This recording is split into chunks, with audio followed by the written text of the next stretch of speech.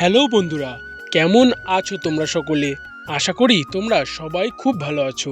তোমাদের সকলের জন্য অনেক দিন পর আবার নিয়ে চলে আসলাম গোপালের গল্পকথা সিরিজের আরও একটি নতুন এপিসোড। অনেক দিন না আসার কারণে আজকের এই এপিসোডটি খুবই স্পেশাল হতে চলেছে। তো সেই কারণে একটু স্কিপ না করে পুরো ভিডিওটা লাস্ট অবধি দেখতে থাকো। আশা করি তোমাদের সকলের আজকের ভিডিওটা খুব ভালো লাগবে। তো চলো বন্ধুরা, বেশি দেরি না করে আজকের ভিডিওটা শুরু করা যাক। তো বন্ধুরা, গোপাল ভাঁড়ের আজকের গল্পের নাম গাছে কাঁঠাল গোফে তেল। গোপালের পাশের এক প্রতিবেশীর নাম কেদার। তার বাড়ির উঠোনে বিশাল বড় এক কাঁঠাল গাছ ছিল। গাছটিতে প্রতি বছর বেশ বড় বড় কাঁঠাল হতো। খেতে মধুর মতো মিষ্টি ছিল, কিন্তু কেদার গাছের কাঁঠাল কাউকে দিত না। গাছে একটি কাঁঠাল পাকলে তার গন্ধে পাড়া শুদ্ধ ময়ময় করে উঠত। একদিন গোপাল কেদারের বাড়ির সামনের রাস্তা দিয়ে পারাপার করছিল। যেতে যেতে গোপাল দেখল কেদার তার ঘরের সামনে বসে তার গোপে সর্ষের তেল মাখছে।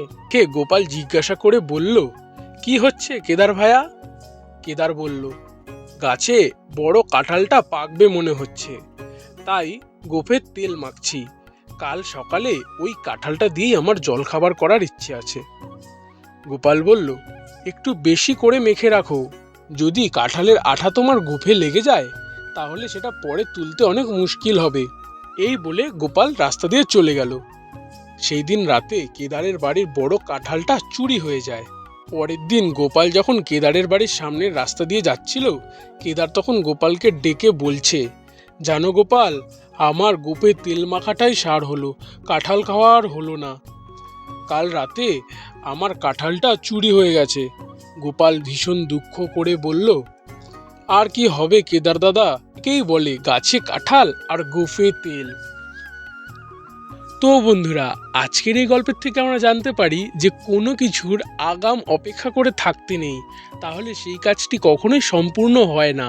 তো সেই কারণে তোমাদেরকে সঠিক সময়ের অপেক্ষা করতে হবে, তাহলে একটি ভালো ফল পাওয়া যাবে। তো বন্ধুরা, আশা করি তোমাদের আজকের এই গোপাল ভাঁড়ের গল্পটি খুবই ভালো লেগেছে। যদি ভালো লেগে থাকে তাহলে অবশ্যই লাইক করে দেবে। চ্যানেলে নতুন থাকলে অবশ্যই সাবস্ক্রাইব করতে ভুলবে না। আর সাবস্ক্রাইব করার পর পাশে থাকা বেল নোটিফিকেশনটা অবশ্যই অলে সেট করে দেবে, তাহলে আমার ছাড়া প্রত্যেকটা ভিডিও নোটিফিকেশন তোমার কাছে সবার আগে পৌঁছবে। এবং যদি কিছু বলার থাকে তাহলে অবশ্যই কমেন্টের মাধ্যমে জানিয়ে দেবে। এবং তোমার কাছে যদি গোপাল ভাঁড়ের বা অন্য কোনো গল্প থাকে তাহলে সেটা অবশ্যই আমার কাছে কমেন্টের মাধ্যমে পাঠিয়ে দেবে, তাহলে পরবর্তী ভিডিওটা আমি সেই গল্পের বেসিসে আনতে পারবো। তো চলো বন্ধুরা, আজকের ভিডিও এতটাই। দেখা হচ্ছে অন্য আর একটা নতুন ভিডিওতে। ততক্ষণের জন্য তোমাদের সকলকে টাটা।